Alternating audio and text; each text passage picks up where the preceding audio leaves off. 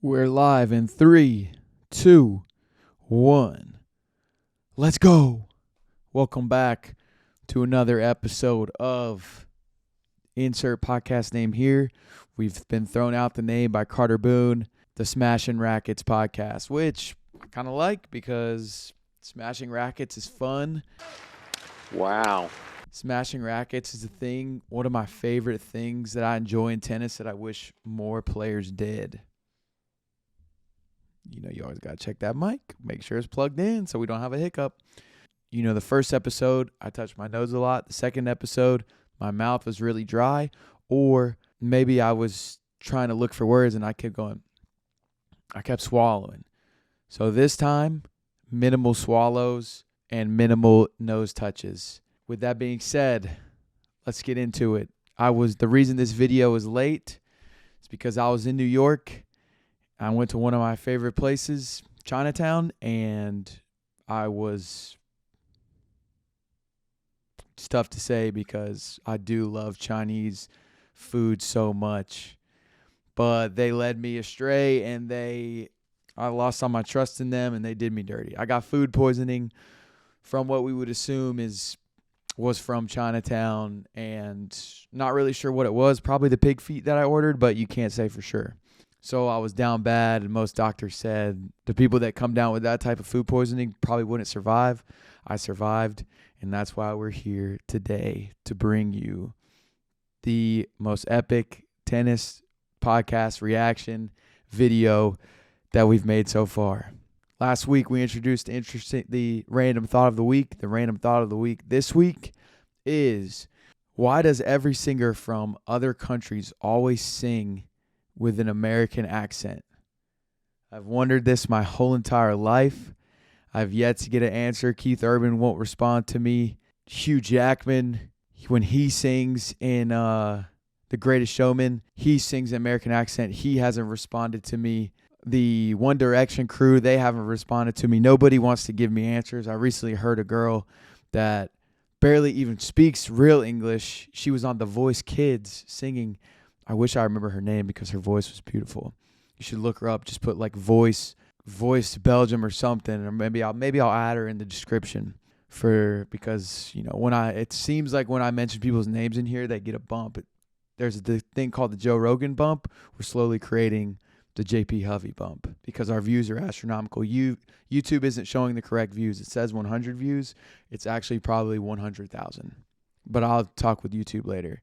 My next is our quick tennis recap, quick tennis thought of the week. Novak Djokovic wins the Australian Open with ease. I think he dropped one set the whole tournament. Remember, last year, Novak was basically put in jail because he didn't have the vaccine. He wasn't allowed to play in the U.S. Open. He wasn't allowed to play in all these tournaments because he didn't have the vaccine. And Australia was the most strict on him, locking him up. Protests were everywhere. And so it's a cool full circle moment for him. Now the argument, it has been an argument, is Novak Djokovic the greatest tennis player of all time? He's tied with Nadal for most Grand Slams.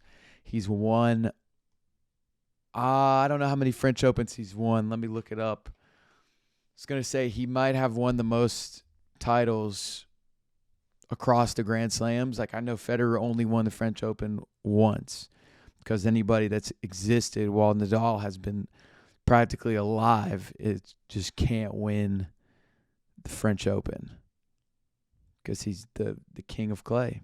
And Nadal will be brought up in this week's episode again. Y'all check this out. Oh, no. It's not working. It's not working. Do not panic. I'll get that figured out for next week. Right now, I don't have time to figure it out. Let's see. He's won it twice. He's won the Australian Open 10 times. This was his 10th Australian Open win. Is Novak Djokovic the GOAT? Let me know in the comments. That mic is geeking me out right now. Let me know in the comments if you think Djokovic is the GOAT. I still got Federer as the GOAT. I like his style of play the most. That is a conversation that we will dive into in another episode. Now, Breakpoint, episode 3. We finally get some American action. We get the homegrown 24-year-old Taylor Fritz reigning from California, where this episode happens to take place at Indian Wells, California. It's often called the 5th Grand Slam. The A-list celebrities are out. Ben Stiller's in the crowd. Other actors and actresses. And so we get Fritz, and we also get Maria Sakkari. Gosh, I hope I say that name right. I promise I practiced this stuff before, and then when it's time to say these names, my heart starts beating a little faster. I'm like, oh gosh, am I saying it right? So Maria Sakkari, she's from Greece, and she is a stud of a human being, and she seems super cool. But let's first do the tiny little backstory on Fritz for those that do not know him. I already said he's 24 years old, but you need to hear it again because he's a part of that young crop. And in that young crop, in the top 50, 10, count them, 10 are American. The Americans are on the rise.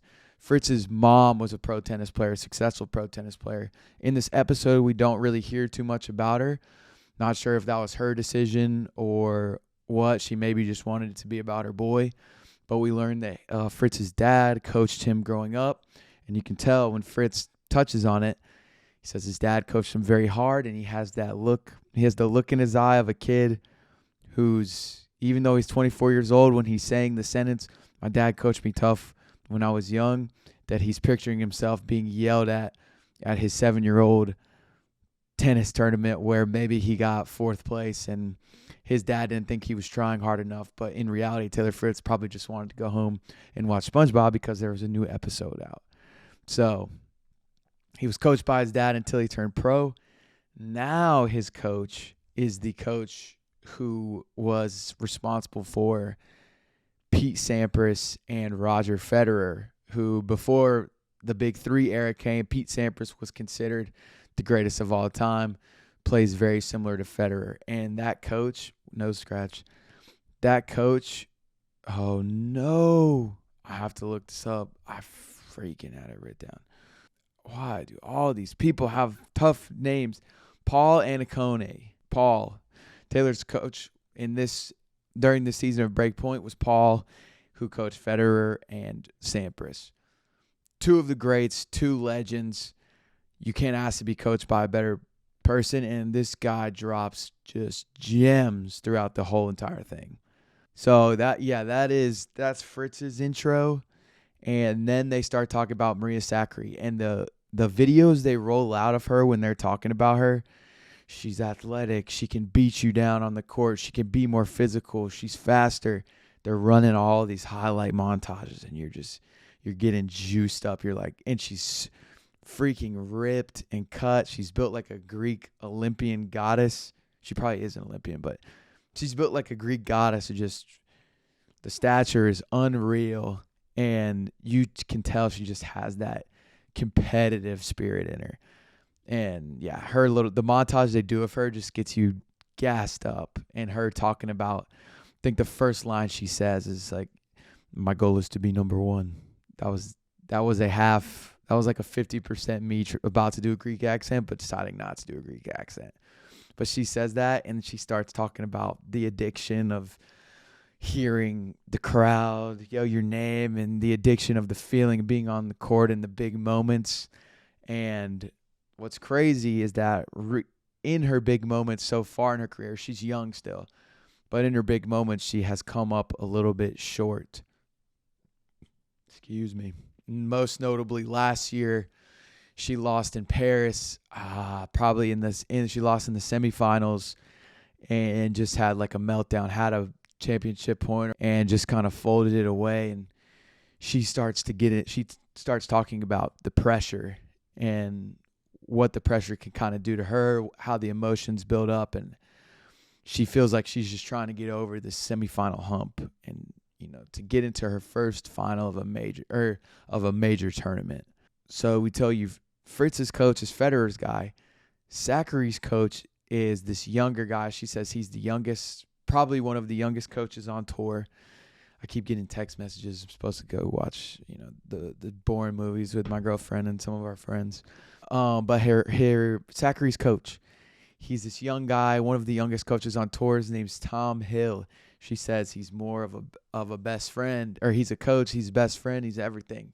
You get to hear a little bit from him, and he just talks about a little bit more inside the coaching world and how he's so much more than just a coach for Sakkari, and that he has to be he's a friend. He has to listen to her, and the coaching is important, but almost managing emotions is the most important part of his job. And you can tell they have a really cool relationship. There's a clip of her hitting the boxing pad where you're like, oh my gosh, this girl's freaking jacked, and he's sitting there coaching her. And maybe we'll see Sakkari in a celebrity boxing match down the road after she wins a couple Grand Slams.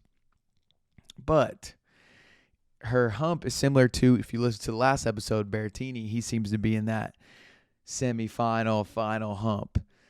Then as we progress into the tournament, we get a little quick intro to Frances Tiafoe, another young American who is one of my favorite personalities on tour. He's this young black dude from D.C. His smile is contagious. His laugh's contagious. He has the dance moves in the trailer, and he's a great player to watch for people wanting to get into tennis. He does fun things. He's emotional on the court, and he's not afraid to wear his heart on his sleeve, and he made an awesome run at the U.S. Open last year. So we just get a little tiny glimpse of Tiafoe. So I can't wait to watch the episodes when they get into him, which probably won't come out until this summer when they release their part 2.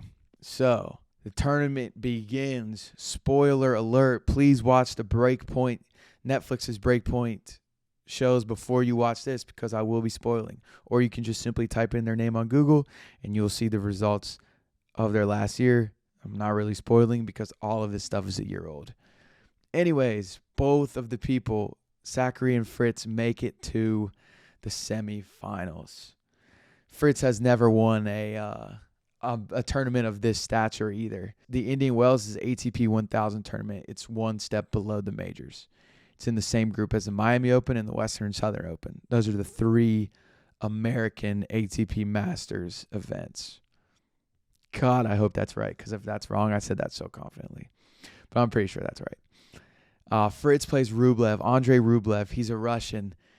And Rublev is another guy, another young Russian guy that I love to watch. He gets so mad. He plays so fierce, never back down mentality. And you just love, he's what you picture a Russian gritty tennis player being like. And he was on a big-time match win streak going into the Indian Wells. And Fritz, hometown kid, makes it all the way in the semis. We're lining up. Of course, on the other side, Rafa is still waiting. But he's playing Rublev.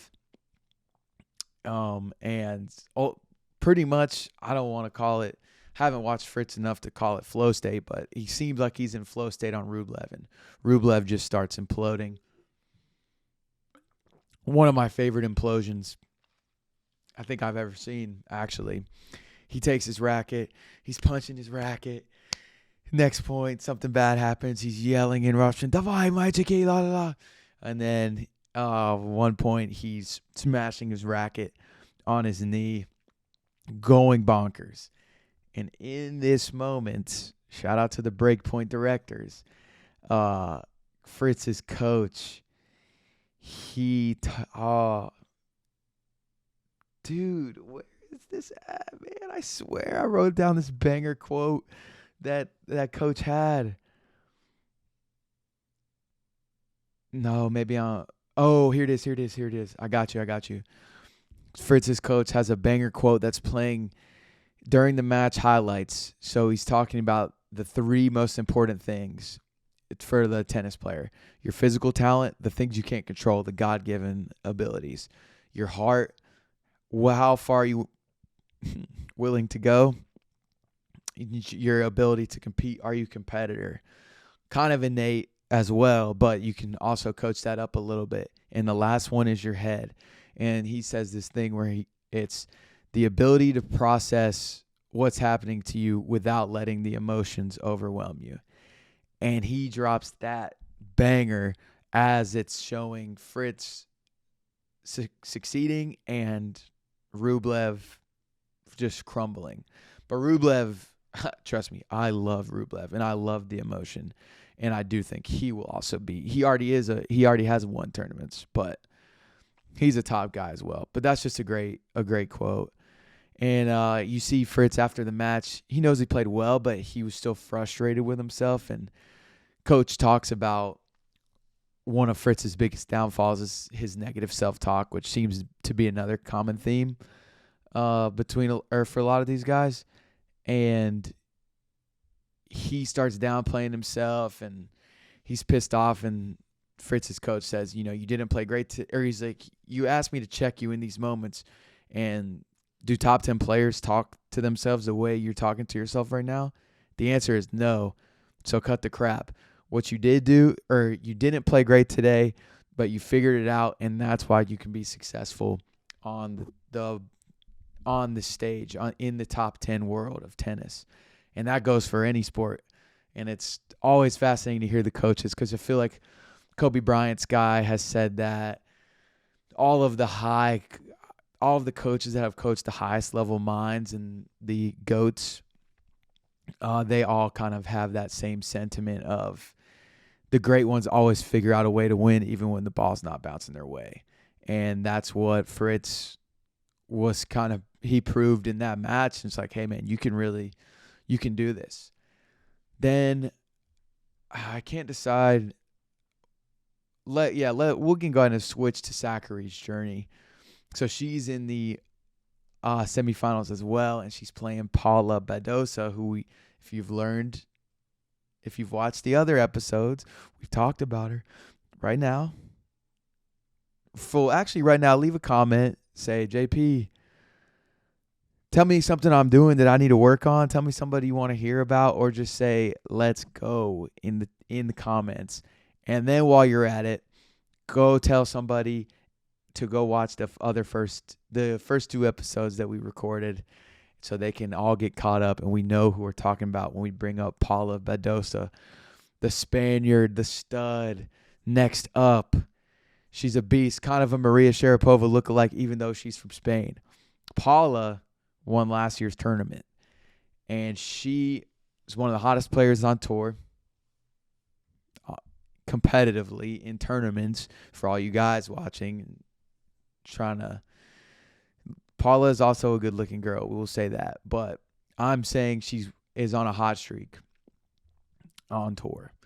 So Maria looking strong. First set, cruising through. She starts talking about how great she's feeling.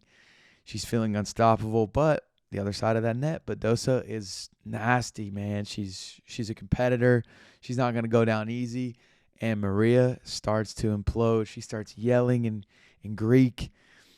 And I couldn't tell if I heard her coach correctly, but she said, that was big. He says, he goes, oh no, this is not good. She starts yelling at me in Greek, but I don't actually speak Greek. And he's like, so, we know she's going to start looking up over here more. We got to figure out something that's going to help bring her back down. And I think that could be a benefit of having a younger person in your camp that you're close with like that, because it's a lot easier to express those emotions with a friend more than it is maybe a coach that is 25 years older than you, because they might be a little bit more removed from the actual emotions you're feeling. And so what he decides to do is stand up, give her a little pizzazz. And she looks back and she laughs, and right there they know that she has distracted them. They have distracted her. Hello? Yeah. What's up? Yeah, I mean, they're not going to be ready at 7 anyways, but I just have not that much longer left. All right. Bye. So they throw her off with that little I'm choking on greatness, because that's what we're after. That's what we're all after. They throw her off with that standing up, And then she gets distracted from her own thoughts and locks back in, takes the dub, and you can just tell how much it means to her. And I can only imagine with how seriously she takes tennis and takes her training, and she's just all about the grind. And she takes it so serious to the point that last year when she lost in a semifinal, she retired for 4 days, which, trust me, if I relate to Maria on so many levels when she talks about her frustration, because tennis, and I don't even like train in it, and I get pissed off when I'm playing against my girlfriend and she's whooping my butt, and I get mad that I hit the ball into the net, and I like not scream, but in my head I'm just like losing it. I'm like, you suck. You're worthless. Why would you even think about stepping onto the tennis court? That's so dumb. Like, you don't deserve to be out here. You literally don't deserve to be out here. Somebody else could be playing. You're wasting this space on the court, JP. Stop. But then I serve, and the last thought in my head before I'm up to serve again is, what if I get an ace right here? And I feel like Maria is that same way. Me, more of a hopeless optimistic because I haven't put the word in. But she is a hopeful optimistic because she has put the work in and she knows that switch can flip. But she retired for 4 days after she lost the semifinals, and then she called her coach after she's hanging out in Greece, like, all right, let's go practice. And so they always refer to us coming out of retirement. And it's just cool to hear her open up about that side of things. So she makes it to the final. Let's go, right?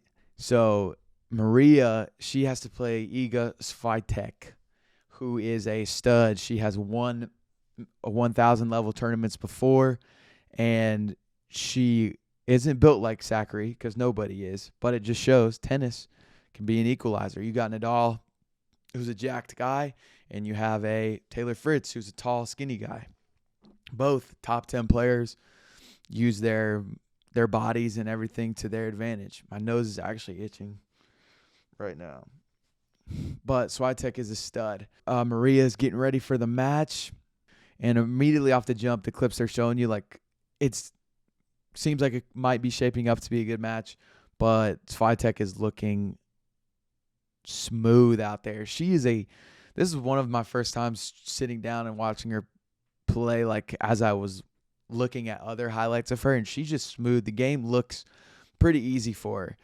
And Maria starts to implode, and she has something. She says, my heart starts pumping. I struggle hitting the ball. I struggle with my movement, and I just picture it. She's feeling like she's just on this island. Nothing's going right. Everyone's watching, and nobody's coming to save her.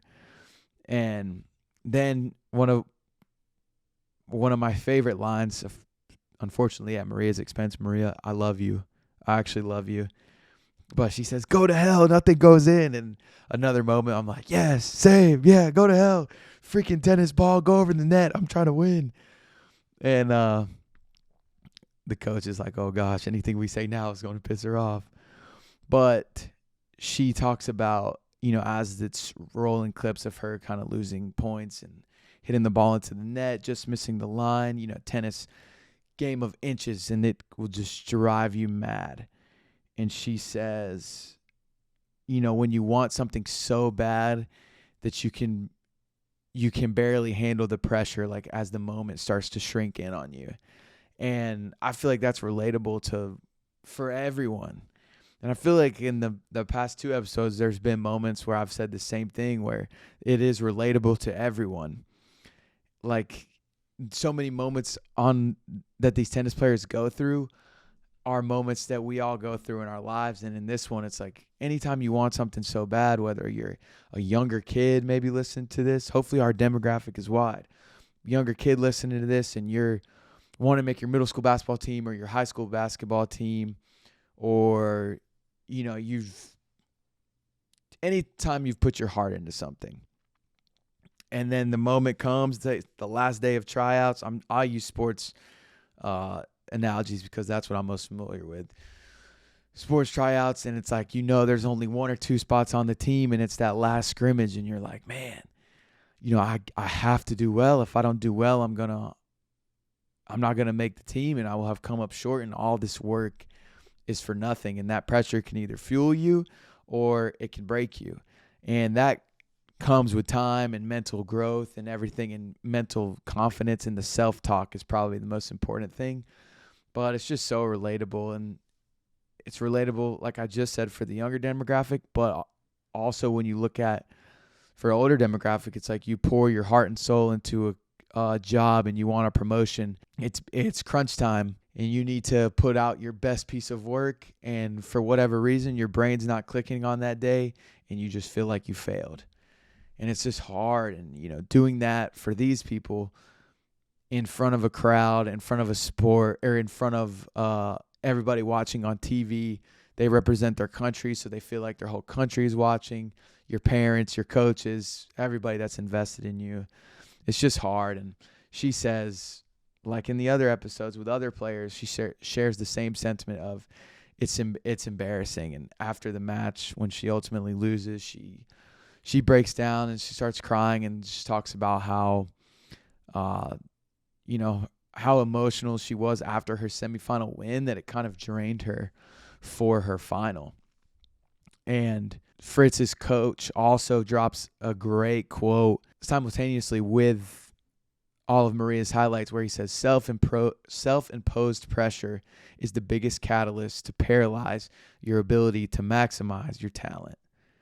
I'll say that one more time. Self-imposed pressure is the biggest catalyst to paralyze your ability to maximize your talent. If that's not a top 5 quote in the world, I don't know what is. And it's exactly what was the downfall of Maria's game. And we go to Taylor's match now, and we'll see, is that the downfall of his, or has he mastered that self-imposed pressure to where you can use it to your advantage instead of letting it paralyze you. And leading up to the match, Fritz does go down with an injury. Ultimately, he bounces back from it. He's able to play. And an interesting thing with Fritz as he goes into this match against Nadal, his kind of self-talk is different than some of the other ones you'll hear later on in the Breakpoint series and some of the ones before, in that you can tell he truly believes that he has the tools to beat Nadal, which a lot of players, I feel like they kind of go into the match, they're like, man, I hope Nadal is having a bad day. They go to the final. Weird moment. Nadal and Fritz ride on the golf cart to the arena together. And if you're about to go into war against that person, riding on a golf cart, just you two and the driver, has to just be some horrible silence. You got to have the headphones in or something. But like, what if you show up at the same time and it's like, hey man, you can get the front. I'll take the back. Nah, I mean, that's all good, man. I'll go in the back. You can take the front. You can take the front. I'll take the back. I feel like it's just awkward. And like, come on, there has to be another golf cart. They should be able to ride into separate entrances, which tennis, we could work on the entrances for some of the players because I think it could be sweet. But let's start with getting two golf carts for people playing in the finals of the tournament. We know that there's room, and we know there's golf carts laying around.